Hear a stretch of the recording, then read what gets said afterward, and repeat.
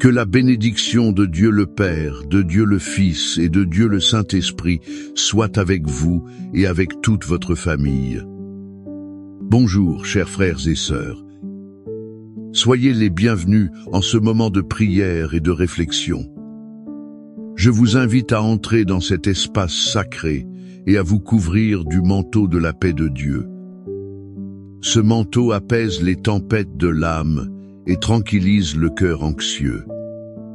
Je vous invite à recevoir sur votre maison, votre mariage et la vie précieuse de vos enfants le sceau de la protection divine. C'est une marque invisible aux yeux humains, mais reconnue et crainte par tout le pouvoir des ténèbres. C'est un temps réservé pour chercher la face du Seigneur. C'est un temps pour lui livrer ce que nous avons de plus précieux, notre famille. Peut-être êtes-vous arrivé ici le cœur lourd, avec des soucis qui vous volent le sommeil. Ou peut-être votre espérance est-elle blessée par les batailles quotidiennes. Sachez que vous n'êtes pas seul.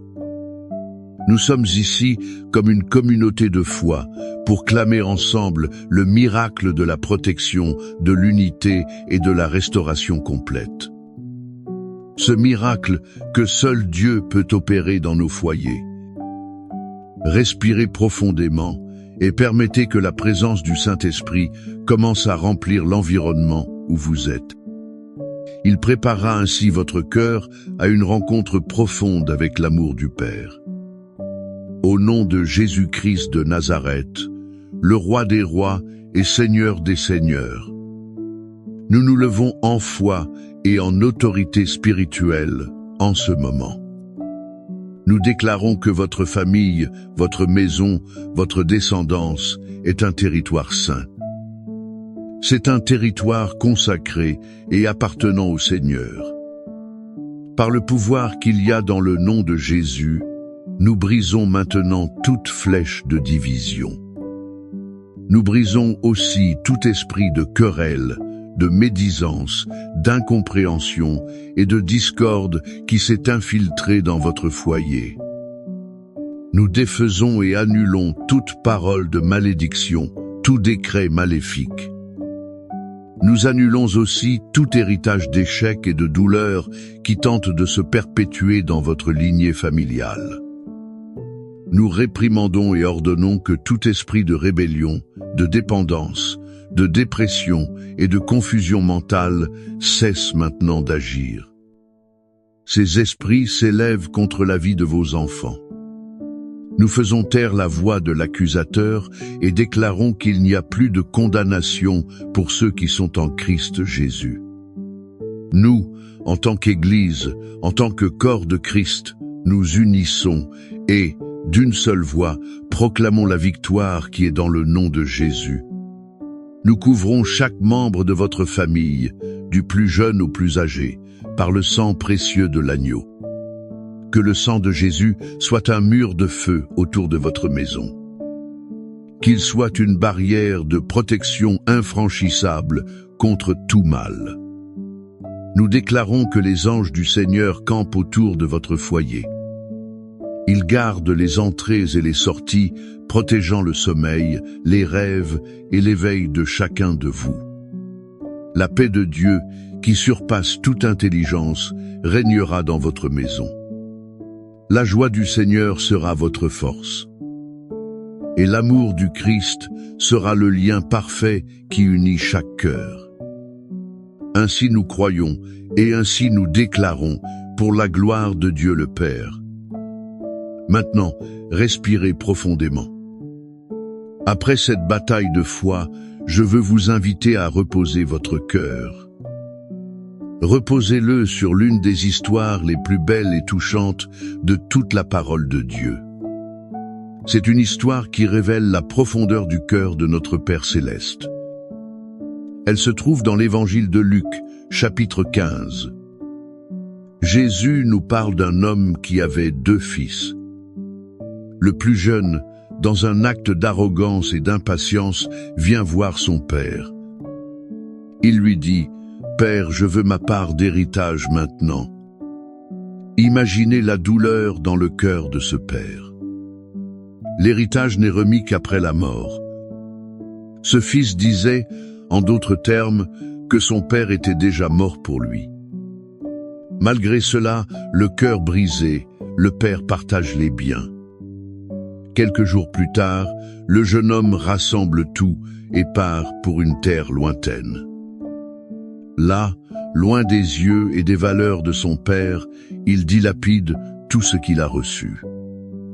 Il le fait dans une vie d'excès et de péché. Il échange la sécurité du foyer contre l'illusion d'une liberté qu'il a asservie. Et quand l'argent vient à manquer, une grande famine ravage cette terre. Celui qui avait tout auparavant, maintenant a faim. Sa dignité s'évanouit au point de désirer manger la nourriture des porcs. C'était l'animal le plus impur pour un juif. Il touche les fondes. C'est au milieu de l'odeur de la misère, rongé par la faim, que la Bible dit qu'il rentra en lui-même. Il se souvint de la maison de son père, où même les serviteurs avaient du pain en abondance. Pendant ce temps, lui, le fils, mourait de faim. À ce moment-là, une décision naît. Je vais retourner chez mon père. Je lui dirai, Père, j'ai péché contre le ciel et contre toi. Je ne suis plus digne d'être appelé ton fils. Traite-moi comme l'un de tes serviteurs. Et il commence le long et peu, être honteux voyage de retour. Mais la partie la plus émouvante de l'histoire est celle-ci. Alors qu'il était encore loin, le père le vit. Cela signifie que le père n'a jamais cessé de regarder la route. Chaque jour, ses yeux balayaient l'horizon. Son cœur brûlait de nostalgie, attendant. Et en voyant son fils, sale, maigre, en haillons, le père ne ressentit aucun mépris. La Bible dit qu'il fut rempli d'une profonde compassion. Il courut vers son fils, se jeta à son cou et le couvrit de baisers. Le fils essaie de faire son discours répété, mais le père l'interrompt. Il ne veut pas entendre d'excuses, il veut seulement son fils de retour. Et il crie à ses serviteurs, « Apportez la plus belle robe. Mettez un anneau à son doigt et des sandales à ses pieds. Tuez le veau gras et faisons la fête.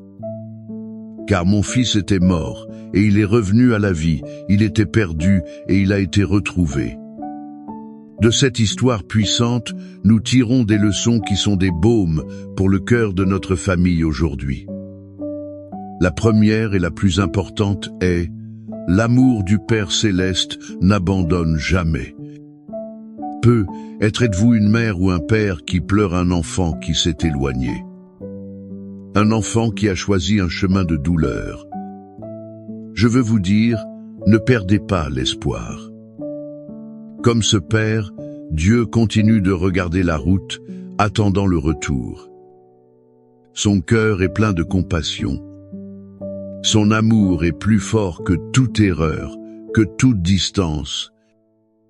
Continuez à prier, continuez à aimer, car l'amour du Père est infatigable. La deuxième leçon est qu'il y a toujours un chemin de retour. La restauration de ce jeune homme a commencé par une seule pensée d'humilité. Le chemin du retour pour la restauration de votre mariage et de votre relation avec vos enfants ne commence pas par la perfection. Il commence par un pas d'humilité, la reconnaissance de notre besoin d'aide. C'est un cœur repenti qui décide de revenir vers le Père. La troisième leçon est que le pardon est la clé de la restauration familiale. Le Père n'a pas dit « je te l'avais dit ». Il n'a pas imposé de période d'épreuve. Il a simplement couru, embrassé et célébré.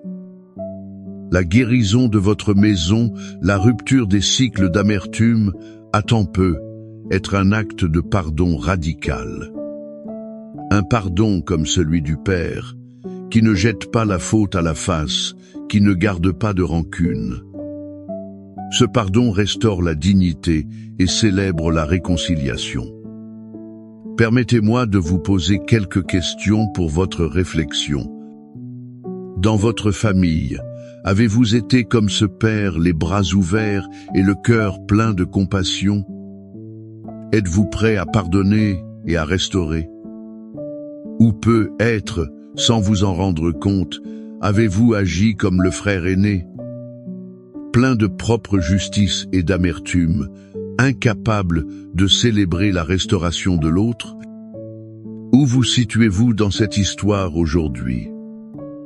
Ce père aimant qui a attendu sur le balcon, qui a couru à la rencontre de son fils. C'est le même père qui nous fait une promesse solennelle et inébranlable de protection. Cette promesse est scellée dans sa parole, de manière spéciale dans le psaume 91. Ce psaume n'est pas seulement un beau poème. C'est un décret divin, une police d'assurance céleste pour tous ceux qui font de Dieu leur refuge. Le psaume 91 est le bouclier que le Père nous donne pour les batailles de la vie. C'est l'affirmation que sous ses ailes, nous sommes en sécurité. Et le psaume 23, à son tour, complète cette promesse. Il nous assure que lui, en tant que notre bon berger, non seulement nous protège. Il prend soin, guide et pourvoit à chaque détail du chemin de notre famille.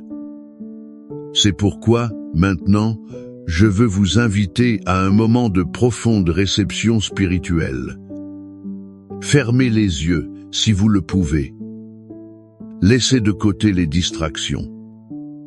N'écoutez pas seulement avec vos oreilles, mais recevez avec votre esprit chaque parole du psaume 91. Recevez-la comme un décret de Dieu sur votre vie, votre conjoint, vos enfants et votre maison. Respirez profondément et recevez. Celui qui habite dans le lieu secret du Très-Haut reposera à l'ombre du Tout-Puissant. Je dirai de l'Éternel: il est mon Dieu, mon refuge, ma forteresse, et en lui je me confierai. Car c'est lui qui te délivrera du filet de l'oiseleur et de la peste pernicieuse. Il te couvrira de ses plumes, et sous ses ailes tu te réfugieras. Sa vérité te servira de bouclier et de rondage. Tu ne craindras ni les terreurs de la nuit, ni la flèche qui vole de jour, ni la peste qui marche dans les ténèbres, ni la contagion qui détruit en plein midi. 1000 tomberont à ton côté, et 10 000 à ta droite, mais cela n'approchera pas de toi. De tes yeux seulement tu regarderas, et tu verras la rétribution des méchants. Car toi, Éternel, tu es mon refuge. Tu as fait du Très-Haut ta demeure. Aucun mal ne t'arrivera, ni aucun fléau n'approchera de ta tente. Car il ordonnera à ses anges à ton sujet pour te garder dans toutes tes voies.